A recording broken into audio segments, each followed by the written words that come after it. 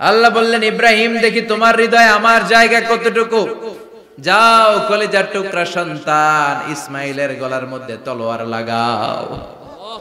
সাইয়েদনা ইব্রাহিম বিয়ে করার পর থেকে আল্লাহর কাছে চাইতে চাইতে শেষ, মাগা সন্তান হয় না। ওনার প্রথম সন্তানটা হয়েছিল সাইয়েদনা ইসমাইল যখন জন্মগ্রহণ করেছে, ইব্রাহিমের বয়স ছিল 86 বছর। সুবহানাল্লাহ কইতে মনে চায় না? এই এলাকায় আসেনি 86 বছর বয়সে সন্তান হয়েছে? হ্যাঁ, এরকম শক্তিশালী পুরুষ কেউ আছে? আহা, 86 বছর বয়সে তো হাঁটতেই পারে না। কথা কন। সাইয়েদনা ইসমাইলকে যখন আল্লাহ তাআলা সাইয়েদনা ইব্রাহিমকে উপহার দিয়েছেন, তখন সাইয়েদনা ইব্রাহিমের বয়স, চিল্লায় বলেন কত? 86 বছর বয়সে যে কলিজার টুকরা সন্তানটাকে হাতে পেলেন, চাঁদের মতো সুন্দর ছেলে। আল্লাহ বললেন, দেখি আমার হৃদয়ে তোমার জায়গা কতটুকু, ইসমাইল রে জবাই করো। বলতে দেরি, ছুরি লাগাতে দেরি হয় না। এরপরে উনি ওনার কলিজার টুকরা ছেলে সাইয়েদনা ইসমাইলের সাথে কি ডায়ালগ মারলে সেটাও কোরআনের ভেতরে আছে না নাই? فلما بلغ معه السعي قال يا بني إني أرى في المنام أني أذبحك فانظر ماذا ترى। তিনি ছেলেরা ডেকে বললেন, ও আমার কলিজার টুকরা ছেলে ইসমাইল, গত রাতে আমি স্বপ্ন দেখেছি যে আমি তোমাকে জবাই করছি।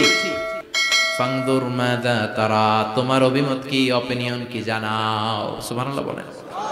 ছেলেরা বললেন, আমি স্বপ্নে দেখেছি তোমারে জবাই করতেছি, তোমার অভিমত কি? আমগরে যদি আমগো আব্বারা কইতো, কইতাম আমার দেখেন না, বড়ডারে দেখছেন। কথা কন। বড়ডাই কইতো আমার না মাজ্জাডারে দেখছেন, মাজ্জাডারে কইলে কইতো ছোটডারে দেখছেন। কথা কন। আমরা এটা কইতাম না?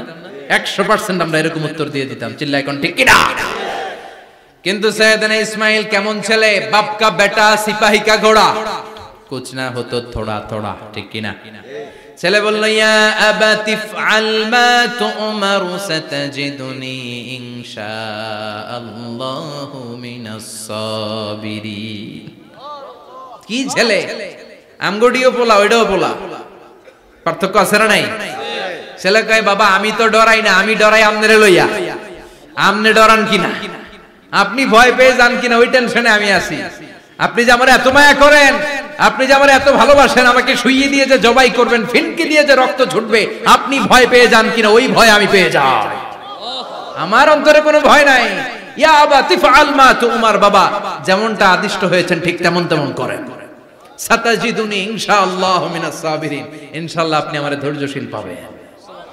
এরকম ছেলে আমাদের ঘরে ঘরে থাকার দরকার আছে না নাই? তার মানে বাপ বেটা কি ডায়ালগ মারছে কোরআনে তুলে দিল কে?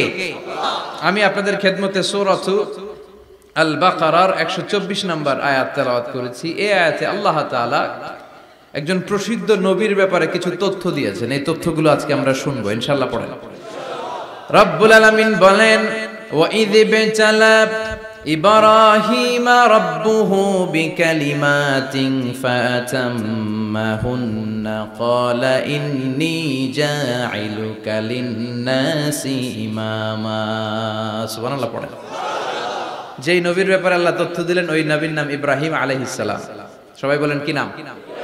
চিল্লায় বলেন কি নাম?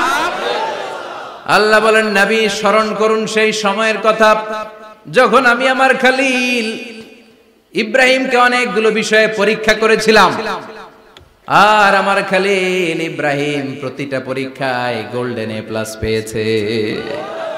প্রতিটা পরীক্ষায় সফলতার সাথে আমার ইব্রাহিম উত্তীর্ণ হয়েছে। আর ফলাফল স্বরূপ আমি বলেছি, ইন্নী জাঈলুকা লিন-নাসি ইমামা। ইব্রাহিম, এতগুলো কঠিন পরীক্ষা নিলাম, একটাও ফেল মারলাম না, সবগুলাই পাস। যাও, এর বদৌলতে তোমার আমি গোটা বিশ্বের মানুষদের ইমাম বানায় দিলাম। ইমাম মানে নেতা। ইমাম মানে কি? নেতা। নেতা হওয়া এত সহজ না। আগুনে পুড়িয়ে পুড়িয়ে যেমনি খাঁটি সোনা বানানো হয়, তেমনি কষ্টি পাথর দিয়ে যাচাই করে করে, পরীক্ষা করে করে আল্লাহ তাআলা সাইয়েদনা ইব্রাহিমকে এই মর্যাদার আসনে বসিয়েছেন। আল্লাহ বলে, অনেকগুলো পরীক্ষা আমি নিয়েছি সাইয়েদনা ইব্রাহিমকে।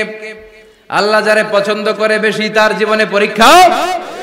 বিশ্বনবী বলেন, আশাদ্দুন নাসি বালাআন আল আম্বিয়া। এই দুনিয়ার বুকে সবচাইতে বেশি পরীক্ষা নেয় আল্লাহ নবীদের। সুম্মাল আমসাল ফাল আমসাল, তারপরে সিদ্দিকিনদের, তারপরে শুহাদাদের, তারপরে সালিহিনদের। ইবতালার রাজুলু আলা হাসাবি দীনিহি, যেই ব্যক্তির দিনদারি বেশি তার জীবনে পরীক্ষাও। বিশ্বনবীর আল্লাহ সান্ত্বনা দিচ্ছেন, নবী ওরা আপনারে গণক বলে, ওরা আপনারে জাদুকর বলে, ওরা আপনারে কবি বলে, ওরা আপনারে পাগল বলে, কিন্তু আপনি হতাশ হবেন না। একটার পর একটা পরীক্ষা আপনার উপর চেপে বসেছে, এগুলো দেখে ভয় পাওয়ার কোনো কারণ নাই, কারণ মুমিন ভয় পায় না। চিল্লায় এখন ঠিক কিনা? ও নবী আপনি বিচলিত হবেন না, হতাশ হবেন না। আপনার আগে যেই নবীরা ছিল তাদের জীবনেও পরীক্ষা ছিল কি ছিল না? আমি আমার খলিল ইব্রাহিমকে অনেকগুলো পরীক্ষা নিয়েছি, প্রতিটা পরীক্ষায় সাইয়েদনা ইব্রাহিম পাশ করেছে। বিশ্বনবীকে আল্লাহ সান্ত্বনা দিচ্ছেন, সুবহানাল্লাহ পড়েন। বিশ্বনবী হতাশ হবেন না, ডোন্ট বি স্যাড, লা তাহজান, নেভার লুজ হোপ। ও নবী আশা হারাবেন না। আপনার উপর যেমন পরীক্ষা আছে, সাইয়েদনা ইব্রাহিমের উপরও পরীক্ষা ছিল। সবার উপর আমি পরীক্ষা নেই। আপনারে ওরা কবি বলে গালি দেয়, গণক বলে গালি দেয়, জাদুকর বলে গালি দেয়, পাগল বলে গালি দেয়। যুগের ব্যবধানে এই গালিগুলো আছে, কিন্তু নামগুলো চেঞ্জ হয়েছে। চিল্লায় এখন ঠিক কিনা?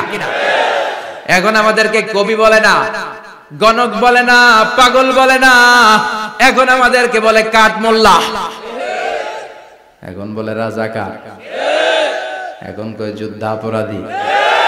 গালি আছে না নাই? গালির ভার্সন চেঞ্জ হয়, ট্যাগ লাগানোর সিস্টেম চেঞ্জ হয়, কিন্তু ট্যাগ আছে না নাই? আল্লাহ নবীর সান্ত্বনা দিয়ে বলে, নবী ভয় পাবেন না, চিন্তিত হবেন না। আপনার যেমনি পরীক্ষা আমি নিচ্ছি, সাইয়েদনা ইব্রাহিমের আমি পরীক্ষা নিয়েছি। আর প্রতিটা পরীক্ষায় আমার Ibrahim Khalil golden A plus, first class first, global award পেয়েছে। আর এর ফলাফল হিসেবে আমি ইব্রাহিমকে বলেছি, ইব্রাহিম তোমার আমি নেতা বানাই দিলাম। Allah put Sayyidina Ibrahim in some test. In some test. Everyone has to face test. প্রত্যেককেই test and trial, পরীক্ষার সম্মুখীন হতে হয়। And Sayyidina Ibrahim successfully overcome all the tests. Allah said, Ibrahim, I'm gonna make you the leader. সুবহানাল্লাহ পড়ে। একটার পর একটা পরীক্ষা আল্লাহ নেয়ার পরে যখন দেখলেন একটা তো ফেল করে না, আল্লাহ খুশি হয়ে বললেন, যাও, ইন্নী জাইলুকা লিন-নাসি ইমামা। ইব্রাহিম আমি মুত্তাকিনদের জন্য, গোটা বিশ্বের মানুষদের জন্য তোমার ইমাম বানায় দিলাম। কত পরীক্ষা যে উনি ওনার জীবনে দিয়েছেন, কত কঠিন রাস্তা যে তিনি পাড়ি দিয়েছেন তার কোনো শেষ নাই। সর্বপ্রথম পরীক্ষা ছিল ইলকাউহু ফিন্নার, অগ্নি পরীক্ষা। কি পরীক্ষা? নমরুদ বলল, ইব্রাহিম ঈমান ছেড়ে দাও, তাহলে জানে বেঁচে যাবা, নাইলে আগুনে ফেলবে। সাইয়েদনা ইব্রাহিমের এক কথা, জীবন যাবে কিন্তু ঈমান যাবে।